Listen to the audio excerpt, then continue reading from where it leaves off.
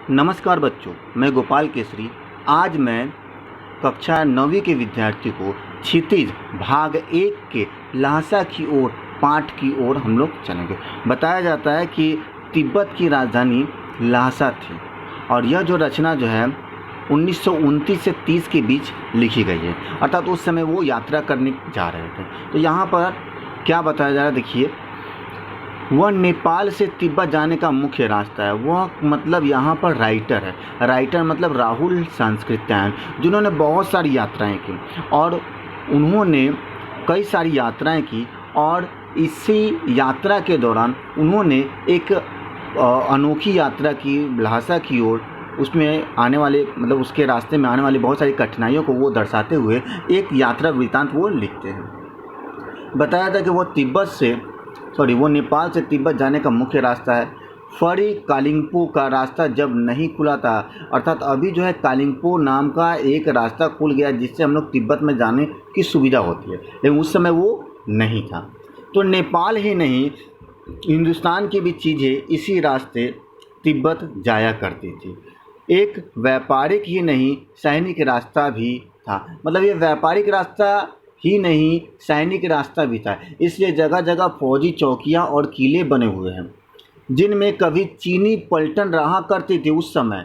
आजकल बहुत से फौजी मकान गिर चुके हैं। दुर्ग के किसी भाग में जहां किसानों ने अपना बसेरा बना लिया है, वहां घर कुछ आबाद दिखाई पड़ते हैं। ऐसा ही परित्यक्त एक चीनी किला था। हम वहाँ चाय पीने के लिए ठहरे। हम का मतलब ये हुआ कि राइटर वहाँ पर चाय पीने के लिए रुके थे। तिब्बत में यात्रियों के लिए बहुत सी तकलीफ़ें भी हैं और कुछ आसान सी बातें भी।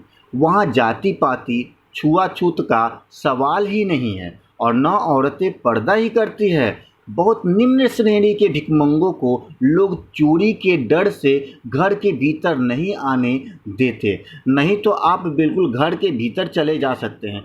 चाहे आप बिल्कुल अपरिचित हो, तब भी घर की बहू या सासू को अपनी झोली में से चाय दे सकते हैं। वह आपके लिए उसे पका देगी। मक्खन और सोडा नमक दे दीजिए। वह चाय चोड़ी में कूटकर उसे दूध वाली चाय के रंग की बना के मिट्टी के टूटीदार बर्तन कोटी में रख के आपको दे देगी। अर्थात उस समय दूध वाला चाय जो है नहीं था। दूध वाले चाय के स्थान पर मक्खन और सोडा नमक डालकर उसके कलर जैसा बनाया जाता था। यदि बैठक की जगह चूल्हे से दूर है और आपको डर है कि शायद मक्खन आपकी चाय में नहीं पड़ेगा, तो आप खुद जाकर चोड़ी में चाय मत कर ला सकते हैं। चाय का रंग तैयार हो जाने पर फिर नमक मक्खन डालने की ज़रूरत होती है। अर्थात इसमें बताया जा रहा है कि तिब्बत जाने का जो रास्ता था नेपाल से तिब्बत की ओर, तो वो रास्ता जो है उस समय जो है फौजी चौकियों से भरा हुआ था। लेकिन फौजी चौकियों में रहने वाले फौजी अब नहीं थे, इसीलिए चौकियाँ जो है टूट गई थी और वहाँ पर सिपाही के स्थान पर कहीं कहीं किसान जो है उसे अपना स्थान बना लेते हैं। और सबसे मुख्य बात वहाँ पर है, वहाँ पर जाति पाति छुआछूत का कोई सवाल नहीं था। औरतें पर्दा नहीं करती थी। वहाँ पर किसी भी प्रकार का कोई डर नहीं था।